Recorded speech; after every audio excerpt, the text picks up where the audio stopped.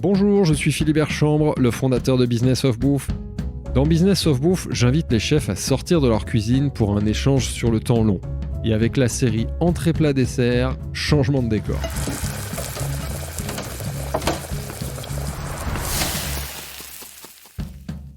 Aujourd'hui, tout le monde connaît les grands classiques de la cuisine japonaise comme la sauce soja ou les ramen. Les chefs s'inspirent de ces ingrédients venus d'ailleurs pour faire glisser les frontières de nos gastronomies entre influence et fusion.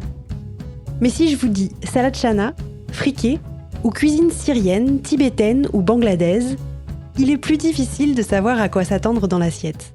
Ce sont ces gastronomies que je vous propose de découvrir ensemble. Bonjour, je suis Audrey Largoët et aujourd'hui, on a rendez-vous dans une petite rue de Montreuil, en proche banlieue parisienne, où se trouve un traiteur pas comme les autres. Ici, les gastronomies du monde se croisent au cœur d'un lieu à la fois solidaire et engagé qui porte le nom des cuistots migrateurs. Livraison, sonnez s'il vous plaît.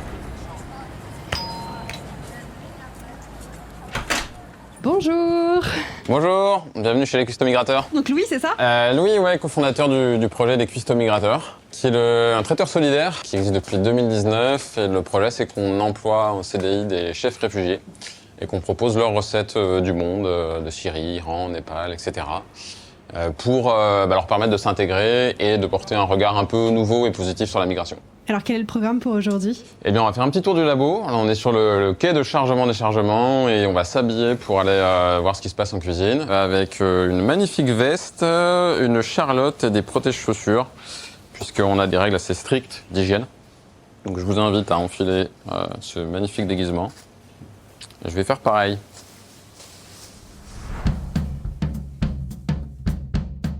Charlotte sur la tête, ma veste est boutonnée et me voilà prête. Depuis 2019, du lundi au vendredi, les cuistots migrateurs confectionnent des pièces cocktails, des mezzés et des plateaux repas. Les commandes sont préparées la veille pour le lendemain et pas question d'improviser sur les quantités. Quand les chefs préparent du houmous, c'est par dizaines de kilos. Donc là, ça y est, on est équipé. On va pouvoir passer dans la partie production. Vous êtes combien en tout ? En tout, dans la structure, on a une quarantaine aujourd'hui et environ une quinzaine en production. Alors, on va passer dans la partie labo.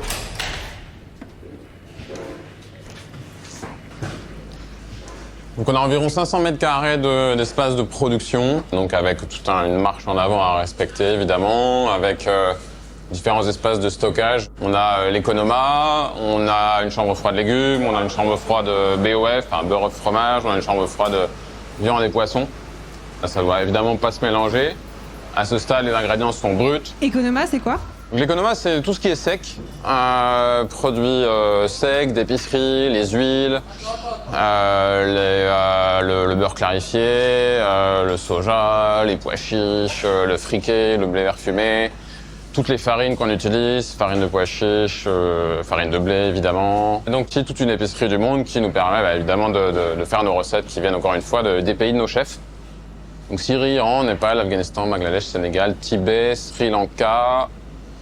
Et j'espère n'avoir oublié personne. On continue. Bonjour Monira, ça va ? Et donc la chambre froide légumes, fruits et légumes. Poivrons, concombres, légumes d'été forcément. On a une salade de carottes et choux rouges aussi, de Syrie. Des légumes sautés aux atas, à la syrienne. Donc, voilà. Je pense que la majorité est déjà en production. BOF, beurre fromage. Beaucoup de yaourts dans nos cuisines, notamment la cuisine syrienne qu'on fait beaucoup. On fait beaucoup de mezzés, donc on utilise beaucoup de yaourts pour ces mezzés.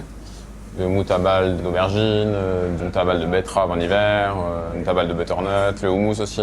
Beaucoup d'œufs aussi, puisqu'on fait un coucou, qui est une recette iranienne. Coucou, ça veut dire œuf. C'est comme une frittata un petit peu. Voilà. Et qui marche très bien en pièce cocktail. Au début, on utilisait des œufs frais. On utilisait parfois des dizaines et des dizaines, voire si j'arrivais plusieurs centaines sur une journée. Aujourd'hui, c'est quelque chose qu'on n'a plus le droit de faire. On est dans un laboratoire qui a un agrément sanitaire, donc on a vraiment des exigences qui sont fortes en termes d'hygiène, traçabilité. Et il y a des choses qu'on ne peut pas faire. Évidemment, la législation sur les œufs est assez stricte, parce que problématique sur la salmonelle, les contaminations. Donc aujourd'hui, on utilise des ovoproduits, ce qui nous garantit cette hygiène. et nous permet aussi quand même plus facilement de produire des dizaines de plaques de coucou quand on doit le faire. Est-ce que tu peux m'expliquer ce que c'est que les ovoproduits ? Oui, au lieu d'avoir un œuf coquille, on va avoir un bidon de jaune d'œuf ou de blanc d'œuf ou un mélange. Nous, on utilise les trois selon les préparations qu'on fait. Évidemment, quand on fait un coucou, donc comme une omelette, on va utiliser un mélange. Quand on fait de la pâtisserie, on va utiliser régulièrement des jaunes d'œufs. Voilà, c'est très, très usité dans le métier. C'est un gain de temps ? Oui, complètement. Je continue, donc là, viande. Alors après, ça, c'est toujours en flux tendu, la viande. Viande, un petit peu de poisson. On travaille assez peu le poisson, on a un petit peu de saumon quand même. On est en viande exclusivement en viande France, pour autant le poulet que la viande bovine et agneau. Sur quels critères tu as sélectionné des fournisseurs ? L'origine France déjà, ça c'était un critère qu'on voulait garder. La réactivité aussi, le volume et puis une qualité aussi assez constante parce qu'on peut pas... c'est très important, encore une fois on travaille des volumes qui sont importants, donc surtout dans des périodes comme en ce moment qui est une belle... la saison du traiteur. Bonjour. Bonjour. Ça va? Bonjour. Donc ici on est en légumerie, c'est Bishnu qui est avec nous depuis 2018 maintenant, qui est chef népalais et qui est le chef de partie de la légumerie. Donc c'est l'endroit où on va commencer à nettoyer les légumes, les fruits, les décontaminer avec une solution vinaigrée et on va commencer le travail de taillage pour qu'ensuite ça puisse être utilisé et transformé. C'est ultra important chez nous parce qu'il y a beaucoup de transformations de légumes. On a une carte qui est à plus de 60 voire 70% végétarienne. Et puis en fait toute la chaîne commence là, à envoyer pour que derrière ça puisse produire dans les temps. Bishnu, je peux te demander ce que tu es en train de préparer? Je vais préparer pour la salade chana et salade friquée. Deux recettes, salade chana, salade friquée. Salade chana, une recette du Bangladesh, de notre chef Rojot. Et salade friquée, une recette syrienne à base de friquet, qui est un blé vert, qui a un goût un peu fumé, qu'on agrémente d'herbes et de grenades. Et salade chana, c'est une salade de pois chiches avec des concombres, tomates, grenades et une sauce au tamarin, qui est une sorte de gousse qui a un goût un peu acide et qui lui fait une sauce un petit peu sucrée-salée.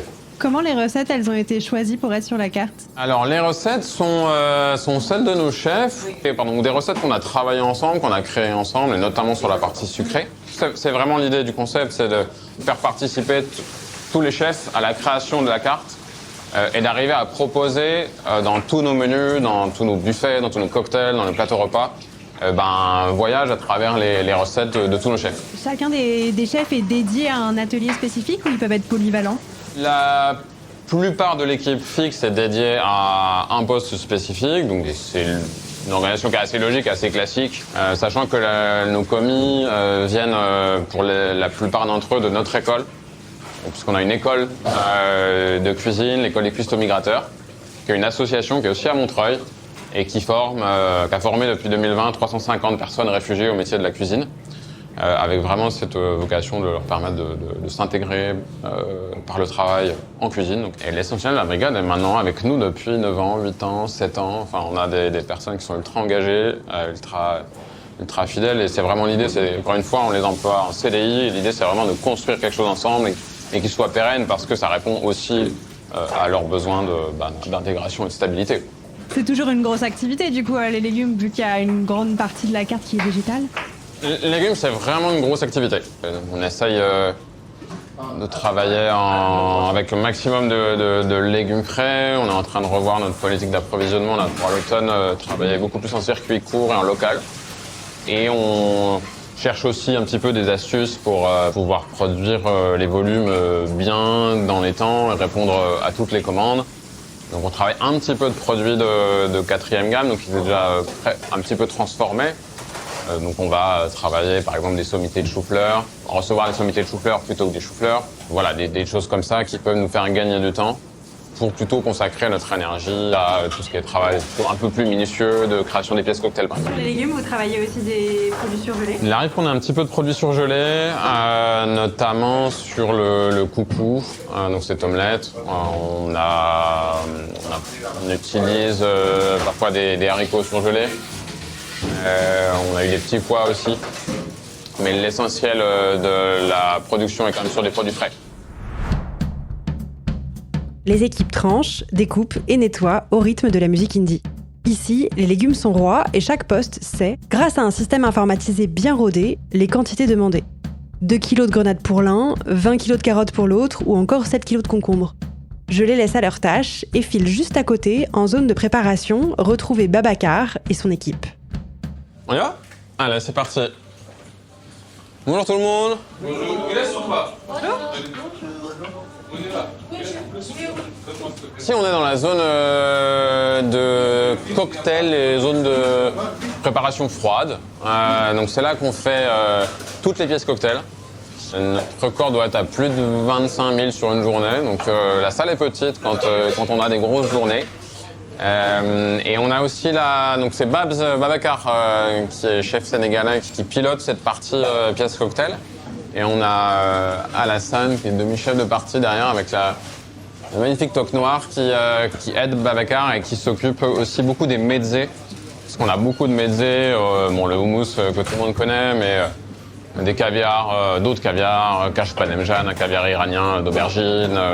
On a même des caviars du Bangladesh. Donc c'est une grosse partie de notre carte et ça fonctionne super bien. Donc là, on voit un petit cracker sur lequel est posée une mousse qui est faite à la douille. Est-ce que tu peux me décrire cette pièce cocktail? Le muamara, donc c'est un mezzé syrien, donc à base de poivron rouge, qui est mélangé avec du tahini, donc la pâte de sésame, avec de la chapelure, avec de la mélasse de grenade, avec des noix.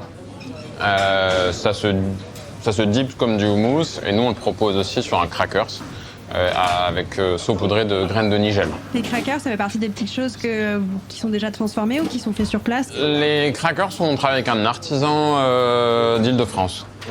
Pendant longtemps, on faisait tout, nos fonds de tarte, etc. Et on a vu qu'on n'arrivait pas à suivre. En tout cas, on arrivait à le faire, mais avec une qualité qui n'était pas assez régulière.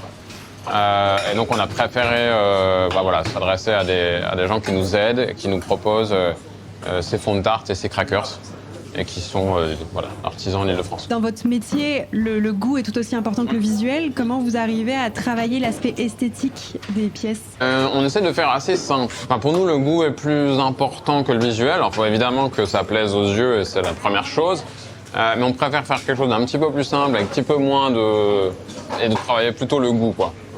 L'expérience, on est dans quelque chose de frais, d'assez généreux, parce que c'est des cuisines, culturellement, c'est quand même des cuisines de générosité et de partage, donc c'est de garder plutôt ça dans l'ADN des pièces, quoi. Et c'est ce travail-là qui est intéressant, mais qui est challengeant. Babs, on peut t'embêter? Est-ce que tu peux te présenter? Moi, je m'appelle Babs.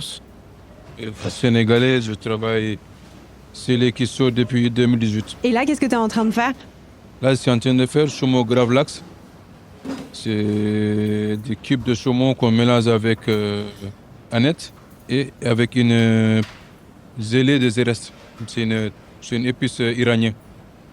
C'est un peu acide, un peu sucré. Ça donne un peu goût de tamara, mais c'est un peu différent. C'est des choses que je connais ici, avant je ne connais pas. Quel a été ton parcours de formation? Cuisine, c'est quelque chose que j'aime bien faire depuis tout petit. Et chez nous, c'est une maison familiale, donc on cuisine quasiment, tout le monde cuisine là-bas. Et j'avais aussi au Sénégal un petit restaurant qui ouvrait que les soirs. Et j'ai essayé aussi de faire une petite formation là-bas de cuisine, d'hôtellerie. Et quand je suis arrivé en France aussi, j'ai continué cette passion, quoi. Quelle a été un peu ta progression au sein des Cuistots Migrateurs? J'ai fait pas mal de progrès parce que quand j'étais là, j'étais en tant que commis cuisine. Et j'ai fait pas mal de trucs et là je suis chef de partie froid. J'ai fait un peu de progrès. J'ai appris aussi beaucoup de choses ici. Parce qu'ici on peut dire que c'est mondial, quoi. Parce qu'on a plus de 11 pays différents ou même plus. Donc ça déjà c'est un progrès par rapport à la langue, la communication. Grâce à ici aussi, j'ai réussi à faire une formation pour avoir le CAP. Qu'est-ce qui a été le plus utile dans ta formation? Les gestes de base et surtout niveau hygiène. Parce que le travail qu'on travaille, ça demande beaucoup d'hygiène en fait. Donc pour moi, c'était le truc le plus important et comment aussi gérer certains jours qui sont vraiment compliqués pour nous. Quand tu dis compliqué, c'est d'arriver à enchaîner les volumes et... Exactement. Quand je dis compliqué, c'est quand il y a beaucoup de travail, quoi. On envoie plus de 15 000 pièces par jour. Donc c'est énorme, quoi. Toi, tu viens du Sénégal, il y a des plats qui sont sénégalais à la carte. Est-ce que tu as contribué à les mettre sur la carte, à guider sur la recette? C'est ça. Chaque plat, il y a un titre ou un titre. Par exemple, moi je suis sénégalais, donc tout ce qui vient du Sénégal ou tout ce qui vient de l'Afrique de l'Ouest, quand ils m'écoutent, je donne des conseils, je donne des idées, je participe beaucoup. Est-ce qu'il y a des produits que tu aimes particulièrement cuisiner, notamment sur les légumes? Est-ce qu'il y a des choses que tu aimes préparer? Voilà, c'est masala boss, mais c'est juste betterave à râper avec du yaourt et un peu d'épices. Et c'est trop bon aussi. Donc avec les betteraves, et est-ce que tu es sensible à la qualité des produits?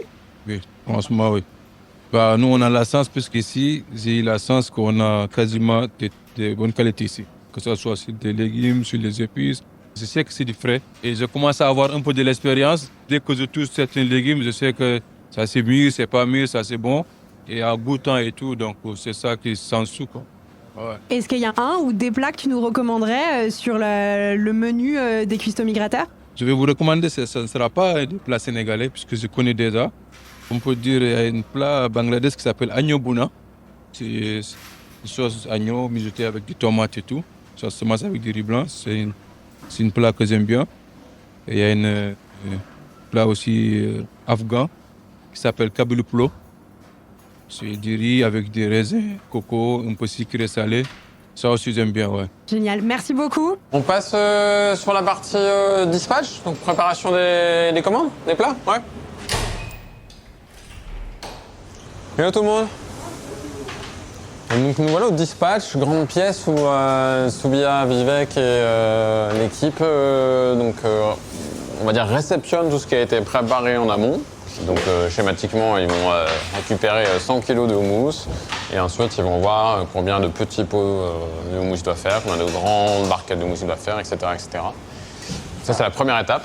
C'est une activité qui est vraiment importante dans notre métier parce qu'on a beaucoup de références, il y a beaucoup de commandes, ça prend beaucoup de temps, il faut beaucoup de minutie. Parce que voilà, mettre 28 pièces cocktail sur un plateau, faut pas qu'elle s'abîme au transport.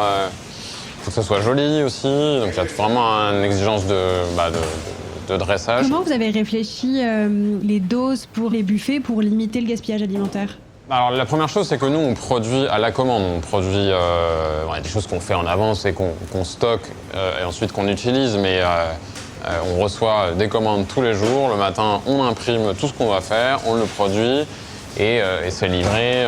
On sait un petit peu les ordres de grandeur. Voilà, un cocktail apéritif, de 200 grammes, un cocktail dinatoire, entre 500 et 700. Enfin, on essaie vraiment de trouver un équilibre entre garder l'ADN de ces cuisines sur la générosité et le partage. Et évidemment, il ne faut pas qu'on fasse n'importe quoi. L'idée, c'est d'apporter la juste quantité pour l'événement. Mais on n'a pas envie que les gens repartent en ayant faim. On a envie qu'il y ait une vraie expérience qui a du goût, qui est généreuse, encore une fois. Passer de brochette népalaise, à un caviar d'aubergine iranien, à un caviar d'aubergine syrien, à une salade du Bangladesh, à des betteraves rôties au curry du Sri Lanka. C'est important pour nous parce que ça montre la diversité de la migration, ça montre la diversité de notre projet, ça met toutes ces cuisines sur un pied d'égalité aussi. Et en plus, en traiteur, en buffet, en cocktail, ça marche super bien. La matinée est déjà bien entamée. Quelques plats mijotent encore comme les légumes kodra zaatar ou le saumon au curcuma du maïs sabzi polo. Mais l'essentiel des commandes a déjà été emballé par l'équipe du dispatch dans des contenants recyclables et en sucre de canne, s'il vous plaît. J'en profite pour monter prendre un café avec Louis et en apprendre un peu plus sur les origines du projet.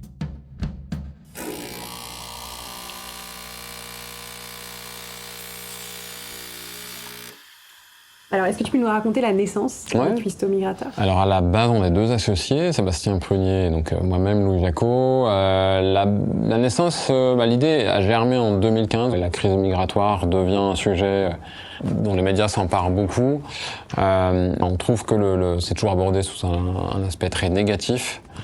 où les migrants sont vus soit comme des victimes, soit comme une menace. Et nous, on s'est dit, non, on va essayer de montrer qu'il y a du positif dans tout ça, mais essayer de montrer que, encore une fois, ces personnes qui souvent arrivent ici complètement par hasard, après des périples difficiles, et en fait, ont vraiment envie encore une fois, de s'intégrer, de participer, et ont envie de partager quelque chose, quoi. Que disent les clients quand ils découvrent l'histoire derrière les plats que vous proposez sur le menu ? Les clients nous demandent souvent qui sont les chefs, et surtout s'ils étaient chefs dans leur pays. Ils ont vraiment envie de savoir qui y a derrière chacun de ces plats.